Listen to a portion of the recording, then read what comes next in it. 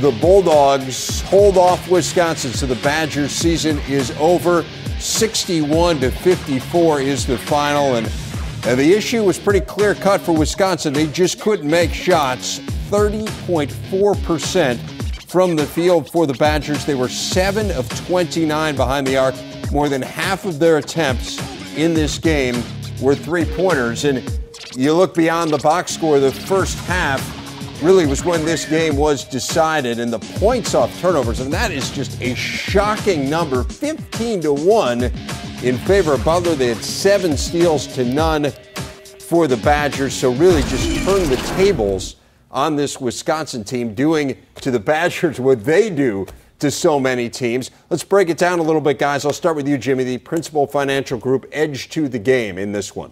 The edge to the game for me was that Butler Bulldogs kept Wisconsin on the perimeter. Did not allow Wisconsin to get into any kind of rhythm, backdoor cuts, easy and shot. If we look at this shot, now this is a great shot by Josh Gosser, but when you're not in rhythm, this shot is not going in. You have an opportunity inside with a layup. You have to finish. Nakedville, be a little bit more aggressive. Don't settle for just the turnaround. But now, when you're struggling, figure out a way to get an offensive rebound, to get in there and get something going. None of this was happening for the Wisconsin Badgers, and credit the Butler Bulldogs for kind of stretching Wisconsin out on offense, forcing perimeter jump shots, and also, think about it, Wisconsin missed some free throws too, which is very uncharacteristic, which goes into what I'm talking about. When your rhythm is off, everything seems to be off. Yeah, it really did seem like, again, they kind of made Wisconsin look how Wisconsin makes other teams look, Tubby. I mean, it really was the blueprint for the Badgers' typical success kind of turned on them. Well, yes, it did. Well, Nankiville got them going early in the game, but then you had other players that didn't step up, like John Lure. You know he's an excellent shooter. You know he can play well. But you see, right off the bat, Taylor settling for the jump shot, and that was one of the problems I thought, as Jimmy talked about before. There's a good penetration, but you like to see Jordan take that ball to the basket and get fouled. They're the number 1 free throw shooting team in the country. And those are things, again, John Lure, what he does best is when he goes down there, use that up and under and get that three-point play to and one, something I think that he does as well as anybody in the country. Again, settling for the jump shot.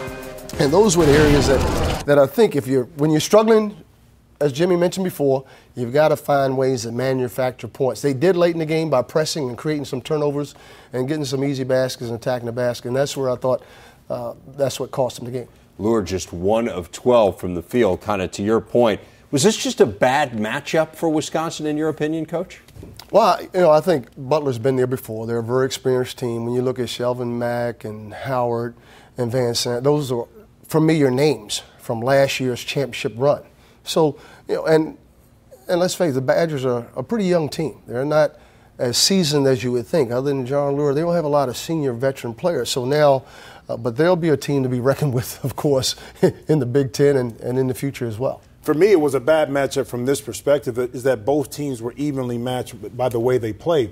Wisconsin generally would benefit from a team that's maybe more athletic but not as patient. Butler is just as patient as Wisconsin is. And when you get into a situation where Wisconsin, you get behind, it's hard to chime back in and get back into the game because they're the same kind of team. They're mirrored for each other. So that's why I thought this game would be somewhat of a concern when you look at the two teams together for Wisconsin going in, if they had gotten off to a rough start. Part of what Wisconsin does, obviously, is frustrates people by playing at that slower pace. And as you say, Butler not only frustrated by it, but kind of thriving in that pace. Well, they were attacking. And I think once you get into tournament play, you've got to be aggressive at both ends, offensively and defensively. And you saw what happened. Wisconsin became more aggressive defensively in the second half. They got back in it, almost pulled out a great comeback. How different is tournament play from conference play? I mean, we see the success that Wisconsin has year after year in the Big Ten, and for whatever reason, outside of that run in 2005 where they made the Elite Eight, it hasn't really translated to NCAA tournament success. What's the difference? I know I'd like to have the success that Bo Ryan has had, but certainly the difference is, it's a neutral site, it's a single elimination, and when you're a bigger name school, a school like Butler still has that, and so that people pull for them because they're the underdog, even though they may have been the higher seed. There's still, that happens when you get in tournament play. So you've got to be very concerned about that when you a Wisconsin versus a Butler or a bigger name school, a Big Ten school playing another team from a lower division conference. That's a main concern, I think, when you get. So that's why you got to stay aggressive all the time. What do you think's different, Jimmy? No, I think it just goes back to matchups. When you start to get into tournament play, throw your records out the window no matter what you did during the year. Teams just match up differently. Maybe it's a team that slows it down like Wisconsin. Maybe it's a team like VCU that gets up pressure defense that you don't see on a consistent basis. That's what makes the tournament so great is that number 1 seed, number 12 seed, it doesn't matter. I just have to be better than you on this particular evening.